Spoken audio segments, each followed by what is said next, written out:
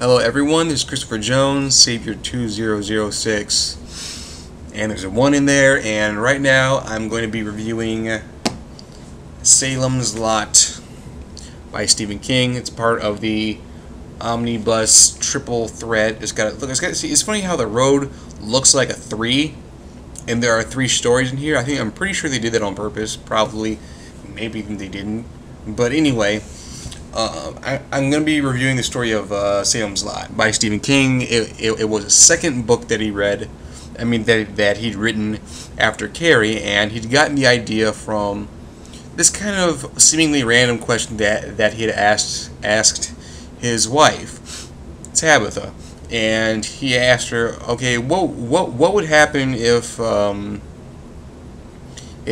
Dracula came into the modern world, and then his wife cracked, he'd probably be run over by a car on Main Street, and he really didn't talk about it after that, but actually just started making Salem's Lot, which is essentially a modern vampire tale. It's like a modern Dracula, essentially.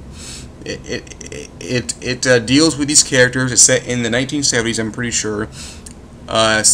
These characters in this town of Salem's Lot, Jerusalem's Lot, and the town is slowly becoming overrun by vampires due to the actions of the master vampire, who is located in the Marston house. Don't ask me why I keep doing this with my face. I don't know why I'm doing that. So it's actually, let me just go with the characters first. The characters are not as good as what you're going to find in other Stephen King novels. Ben Mears, he's a writer. I've talked about other writers before.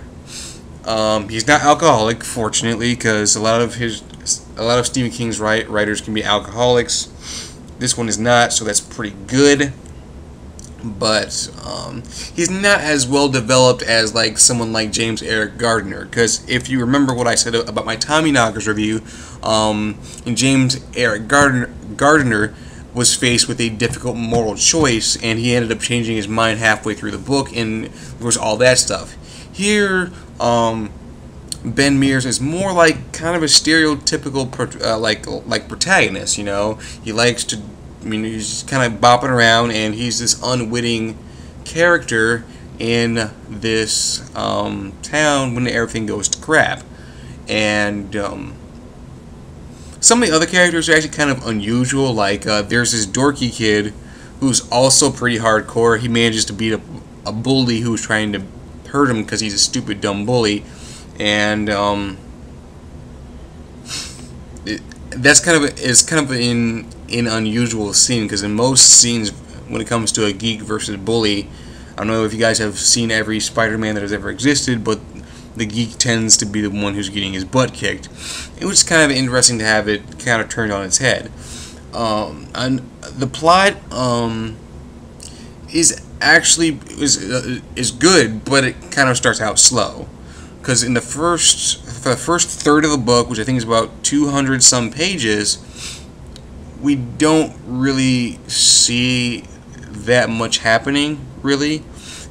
Stephen King takes a long time to actually introduce us to the characters and to the town.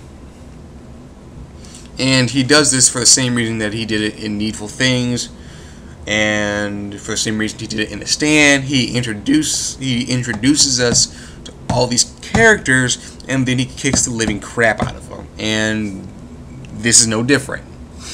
Now, it actually really starts picking up into the second half. Here we start seeing crosses lighting up. We start seeing the rightness, or as Stephen King begins to call it, the whiteness. You know, the coming of the white, and that sort of thing. We start seeing the white magic that we sometimes see in books like The Stand, or also Needful Things. There was white magic, and it's always an interesting thing to see in a Stephen King novel. So the plot like I said before, it's pretty good. They're fighting off vampires. I don't need to say anything more than that, okay? It's not like Twilight, where they're glowing and stuff like that. Dude, these vampires, they're pretty awesome. They're taking bullets and like, oh my god, he took a bullet, he doesn't care. He slaps it away anyway, slaps the gun away, throws the guy against a wall, and then he wins. So, it's about vampires. It's good. The conclusion, not the best conclusion for a Stephen King novel. They get into a fight with a master vampire. He's constantly touting himself as, oh my god, I'm so great, I'm so old. I was around when the Romans were like around being Roman, and then Ben just kicks the crap out of him at the end. There's not that much of a fight, really. It's not like a long extended scene of a boss fight from like Kill Bill or anything like that. He just starts hammering the guy, and it's not pretty, but actually it's not supposed to be pretty. It's killing a vampire, but it's good. It's a good book. Sorry for my rambling. I didn't exactly prepare. I have not been preparing for some time. Pick the book up.